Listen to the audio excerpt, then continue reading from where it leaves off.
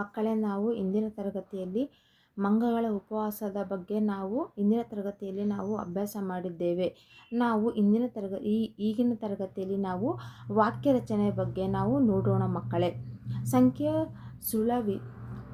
ಸುಳುವಿನ ಸಹಾಯದಿಂದ ಗಾದೆ ಹುಡುಕಿ ಬರೆಯೋಣ.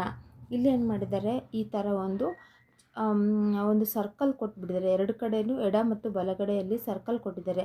ಈ ಎರಡೂ ನಾವು ಪದಗಳನ್ನು ಬಳಸಿಕೊಂಡು ಯಾವ ರೀತಿ ನಾವು ಗಾದೆಗಳನ್ನು ಪೂರ್ಣಗೊಳಿಸುವುದೆಂಬುದನ್ನು ನಾವು ನೋಡೋಣ ಮಕ್ಕಳೇ ಇವತ್ತು ಈ ತರಗತಿಯಲ್ಲಿ. ಒಂದನೇದು ಗಾದೆ. 2, 8, 4, 5 ಈ ಥರ ನಂಬರ್ಸ್ ಕೊಟ್ಟಿದ್ದಾರೆ. ನಾವೇನು ಮಾಡಬೇಕು, ಈ ಒಂದು ನಂಬರ್ಸಿನ ಒಂದು ಸಹಾಯದಿಂದ ನಾವು ಗಾದೆಯನ್ನು ನಾವು ಪೂರ್ಣಗೊಳಿಸಬೇಕು ಮಕ್ಕಳೇ. ಇಲ್ಲಿ 2 ಎಲ್ಲಿದೆ, ಇಲ್ಲಿ ಸಜ್ಜನರ ಮತ್ತು 8 ಸಜ್ಜನರ ಸಂಘ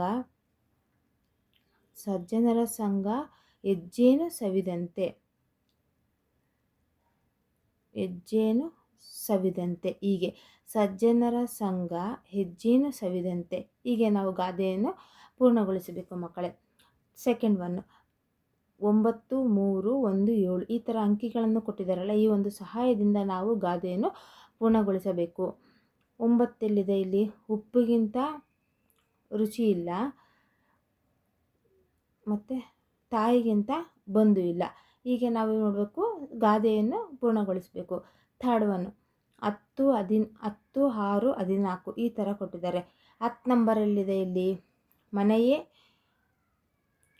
ಮನೆಯೇ ಮೊದಲ ಪಾಠಶಾಲೆ. 14ನೇದು ಮನೆಯೇ ಮೊದಲ ಪಾಠಶಾಲೆ ಈ ಥರ. ಮತ್ತು 4th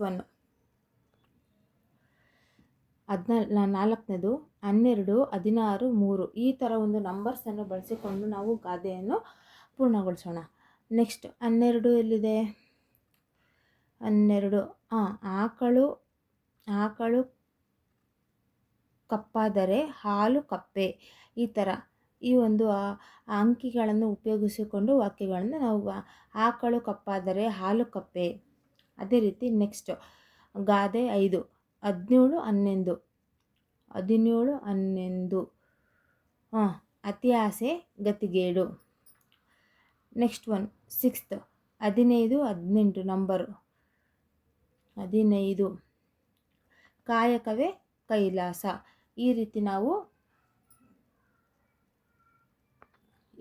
ನಾವು ಒಂದು ಅಕ್ಷರಗಳನ್ನು ಬಳಸಿಕೊಂಡು ಗಾದೆಗಳನ್ನು ಈ ಒಂದು ತರಗತಿಯಲ್ಲಿ ನಾವು ಪೂರ್ಣಗೊಳಿಸಿದ್ದೇವೆ ಮಕ್ಕಳೇ.